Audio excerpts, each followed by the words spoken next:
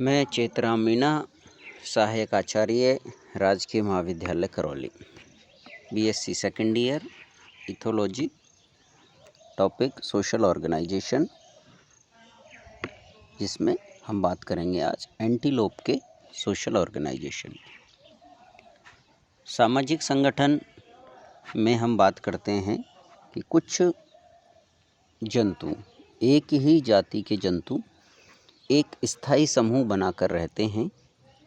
स्थायी समूह बनाकर रहने में आपस में संप्रेषण पाया जाता है, कार्य का श्रम विभाजन पाया जाता है, पीढ़ी अतिव्यापन पाया जाता है। मतलब एक साथ 2 या 3 या 4 या 5 अनेक पीढ़ियों के लोग जो है वो स्थायी रूप से एक साथ रहते हैं, जिसके कुछ फायदे भी हैं, जैसे परभक्षण विरोध, अनशन प्रभाविता या भोजन तलाशी में सुगमता, प्रजनन सुगमता।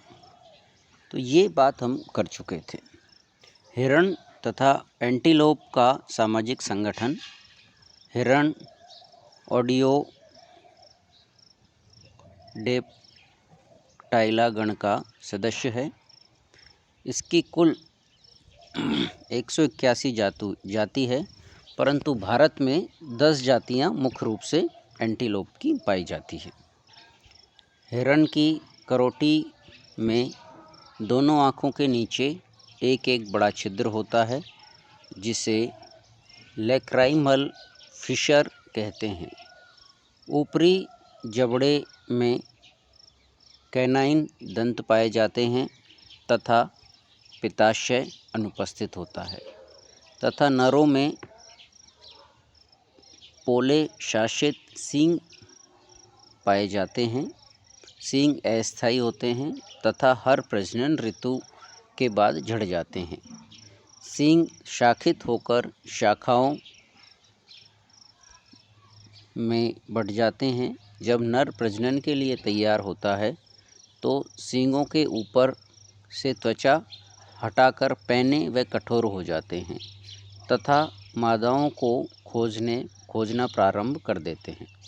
एंटीलोप में शरीर के विभिन्न भागों पर अनेक इत्र ग्रंथियाँ पाई जाती है। अनेक इत्र ग्रंथियाँ होती हैं, जैसे आँख के नीचे, उंगलियों के बीच में रेता जैसे रंग की, तथा अधिकांश हिरणों तथा एंटीलोप का समाज मात्र सत्तात्मक होता है।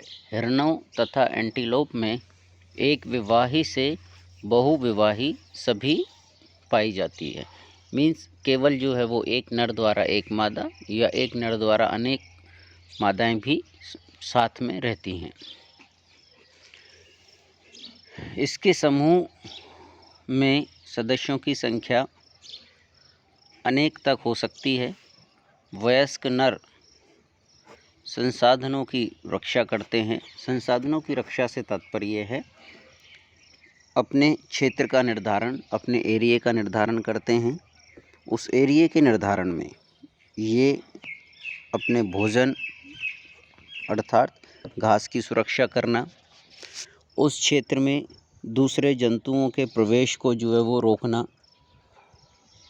अपनी ही जाति के अन्य सदस्यों को या अन्य समूह को या अन्य नर को अपने क्षेत्र में आने से रोकना, ये नर अपना कार्य करता है। संसाधन भोजन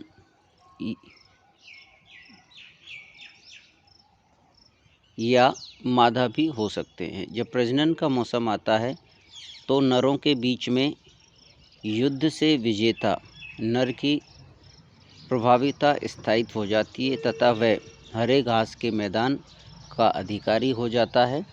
वह इसे चित्रांकित करता है तथा उसकी रक्षा करता है। ठीक है। हर प्रजनन ऋतु में एंटीलोप्स के हर प्रजनन ऋतु में नर समूह जो पाया जाता है, उस नर समूह में सत्तात्मक लड़ाई होती है।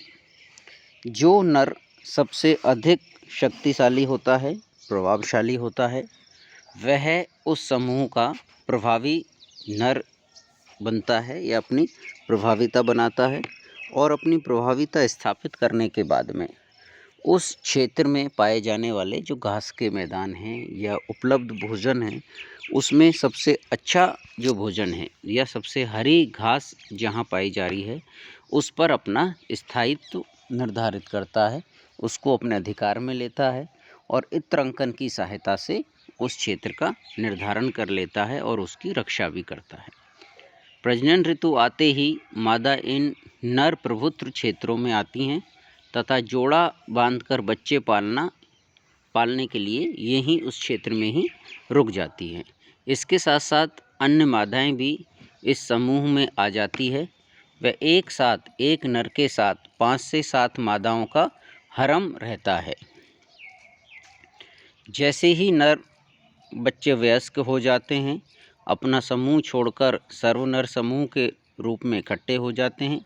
जंतुओं का सामाजिक संगठन, शरीर का आकार, समूह का आकार, भोजन की प्रचुरता, उपलब्धता, वितरण व गृह क्षेत्र के आकार को प्रभावित होती है।